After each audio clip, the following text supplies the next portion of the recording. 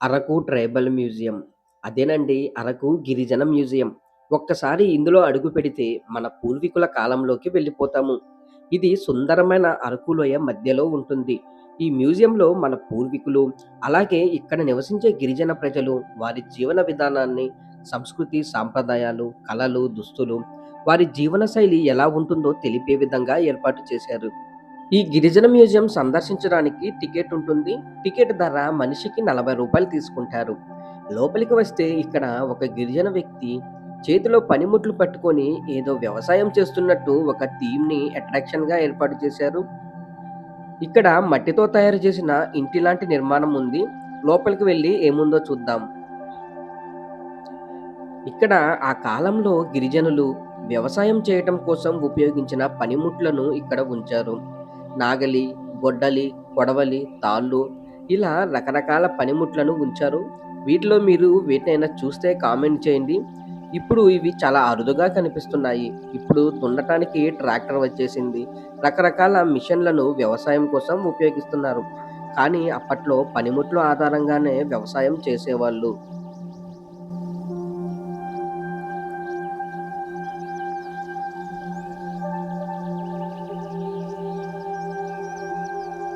ఈ గది బయటకు వస్తే ఇక్కడ ఎడ్ల బండిని ఉంచారు. ఈ బండిని ఎద్దులకు కట్టి ఉపయోగించేవాళ్ళు. వీరు వ్యవసాయం చేసి పండించిన పంట అంతా కూడా ఈ ఎడ్ల బండి మీద సంతకు తీసుకుపోయి వ్యాపారం చేసుకునేవాళ్ళు. చాలా కాలం తర్వాత వీటన్నిటిని చూస్తుంటే చిన్ననాటి జ్ఞాపకాలు గుర్తొస్తున్నాయి. ఇక్కడ కొంతమంది గిరిజన మహిళలు దింసా నృత్యం చేస్తున్నట్లు టీంని ఏర్పాటు చేశారు. ఇది వీళ్ళ సాంప్రదాయ నృత్యం. ఇక్కడికి వచ్చిన పర్యాటకులు ఈ మహిళల మధ్యలో నిలబడి ఫోటోలు తీసుకుంటారు. ఇక్కడ చూడండి, దీని గురించి మీ అందరికీ తెలుసనుకుంటా. ఒక వ్యక్తి చెట్టు పైకెక్కి కల్లు కొండ కిందకి దించితే, ఆ మహిళ తీసుకొని ఇంకొక వ్యక్తికి కల్లు పోస్తుంది. ఇదేదో జిరుగు కల్లంట. నాకు ఈత కల్లు తెలుసు, తాటి కల్లు తెలుసు. ఈ జిరుగు కల్లేంటో మరి. ఇక్కడ ఒక గిరిజన మహిళ కొలనులో నుంచి నీళ్లను తీసుకువెళ్తుంది. తలపై చూడండి ఎన్ని బిందెలను ఒకేసారి తలపై మోసుకొని వెళ్తుందో. ఇప్పట్లో ఇలాంటి దృశ్యం మనకు ఎక్కడా కనిపించడం లేదు. అలాగే కొలను చూడండి, వాస్తవానికి ఎంత దగ్గరగా తయారు చేశారో. వాటి మధ్యలో కొంగలు చూడటానికి నిజమైన కొలను దగ్గరకు వచ్చామని అనిపిస్తుంది. ఇదే ఈ ట్రైబల్ మ్యూజియం మొత్తానికి ముఖ్యమైన భాగం. ఇక్కడ చూసుకుంటే ఏదో దేవుడు అనుకుంటా, విగ్రహం బాగుంది.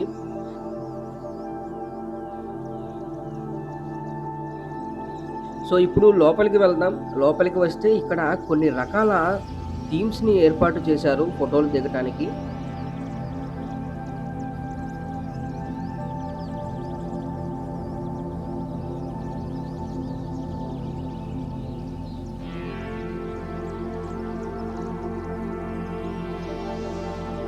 ఇక్కడి నుంచి అప్పట్లో గిరిజనులు ఎలా బ్రతికారు, ఎలా వ్యవసాయం చేసి, ఎలా వేటాడి వారి జీవన విధానాన్ని గడిపారు, ఇక్కడ పూర్తిగా చూపించబడింది. అప్పట్లో వీళ్ళు వేటాడడం కోసం ఎక్కువగా బాణాలను ఉపయోగించేవాళ్ళు. చెక్కతో తయారు చేసిన బాణాలను పక్కన ఉంచారు. ఆ వెనకాల పెయింటింగ్ చూడండి ఎంత రియలిస్టిక్‌గా ఉందో. పెయింటింగ్ అయితే చాలా చాలా బాగుంది.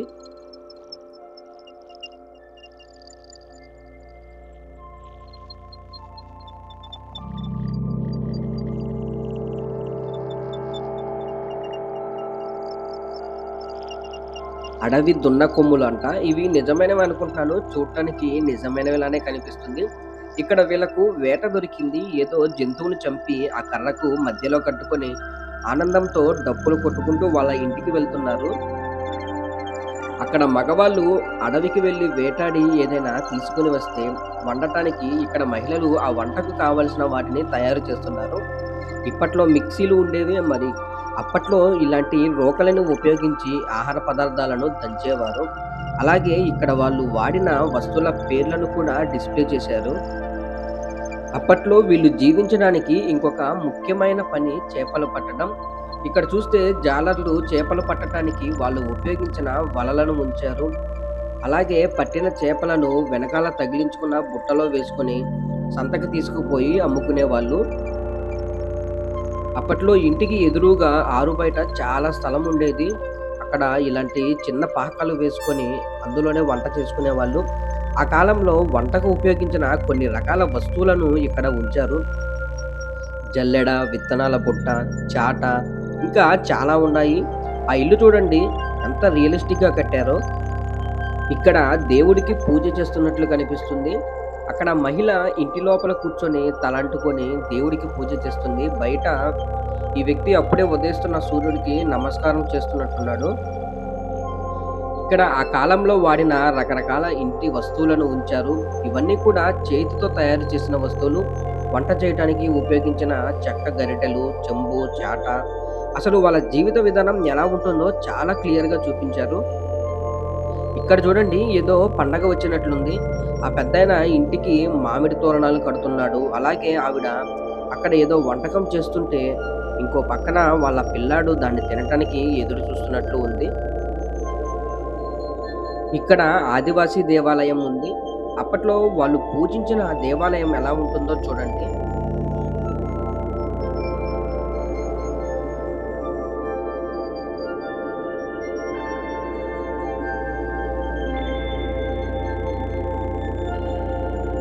ఈ దేవాలయం చూసిన తర్వాత పైకి వెళ్ళాలి. పైకి వస్తే ఇక్కడ గిరిజనులు అడవిలో దొరికే ప్రకృతి సంపద అంటే పళ్ళు, కూరగాయలు ఉంచారు. చూద్దాము ఇక్కడ పుట్టగొడుగులు, సీతాఫలం, సికాకాయలు, కుంకుడుగాయలు చాలా రకాల పండ్లు, కూరగాయలు ఉన్నవి.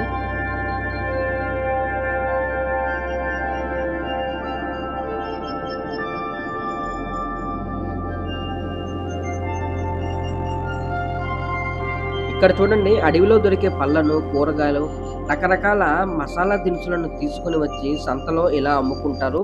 ఇదంతా కూడా సంతనమాట. అప్పట్లో మార్కెట్ ఇలాగే ఉంటుంది.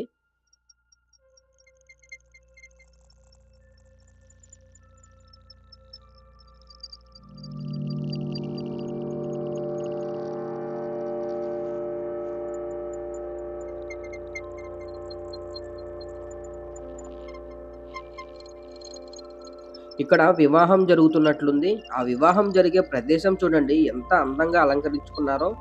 పైన చుట్టూ అంతా ఆకుపచ్చని ఆకులతో, చుట్టూ పసుపు పూసిన మట్టి పాత్రలతో చాలా సాంప్రదాయబద్ధకంగా ఈ వివాహం అయితే జరుగుతుంది.